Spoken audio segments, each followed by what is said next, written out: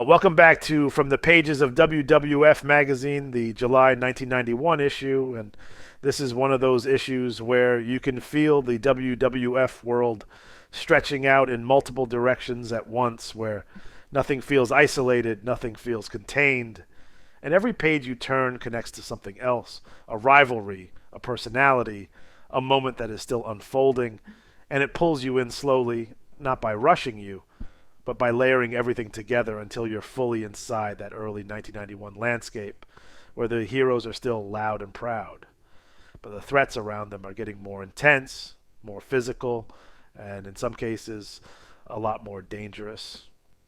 The magazine opens with Around the Ring, and this is where everything is already in motion. Like, you're not being introduced to anything from scratch.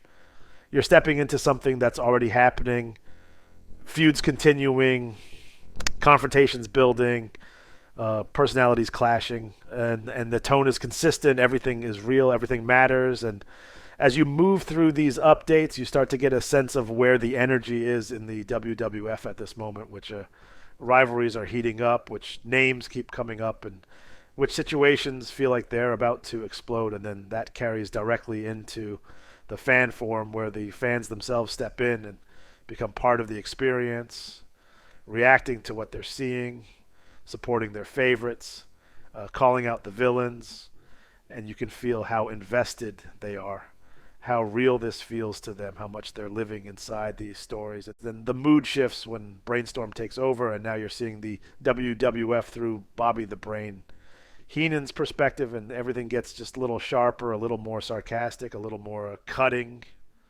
where the heroes aren't automatically right, where the villains aren't automatically wrong, and the entire world feels like it's being flipped just enough to make you question what you've been seeing before Newsbreakers picks up the pace again. Short bursts of information, quick hits that continue to push the overall picture forward, adding more context, more movement, more momentum to everything that's happening across the roster. From there, the personality profile brings the focus in tighter, spotlighting figures like the Nasty Boys and the Texas Tornado. And this is where the magazine slows down just enough to let you really see who these characters are, not just what they do, but how they carry themselves, how they present themselves, how they fit into the WWF world. The Nasty Boys with that chaotic, aggressive energy, unpredictable and loud, while the Texas Tornado brings a completely different presence, intense, focused, driven.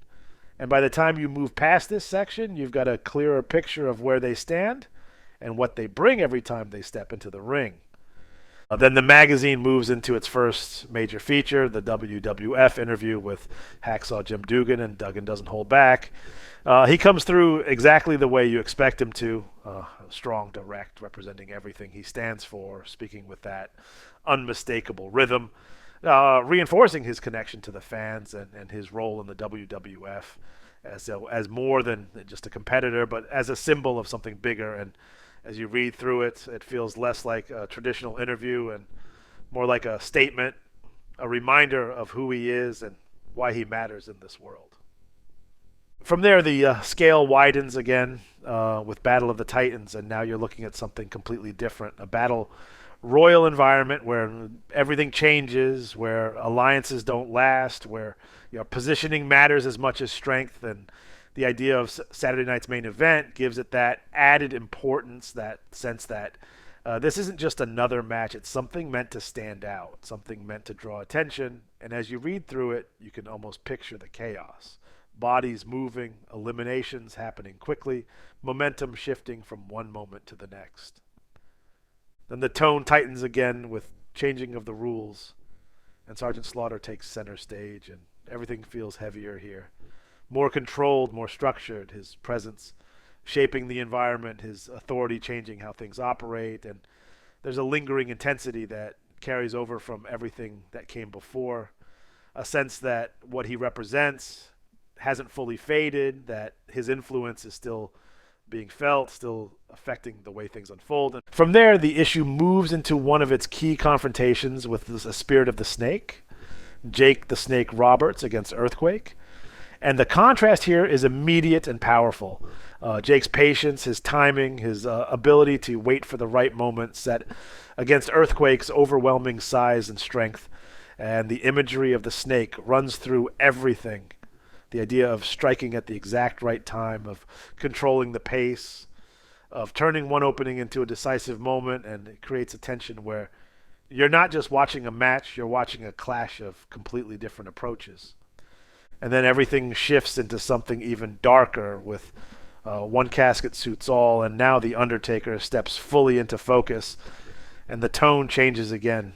Slower, heavier, more ominous, and the confrontation with the Ultimate Warrior feels different from everything else in the issue because this isn't just about winning or losing. This is about something more symbolic, the casket itself becoming a central element, a threat, a statement. And the idea of the Warrior being targeted in this way adds a level of danger that stands apart, making this feel like something that exists on its own level within the WWF world.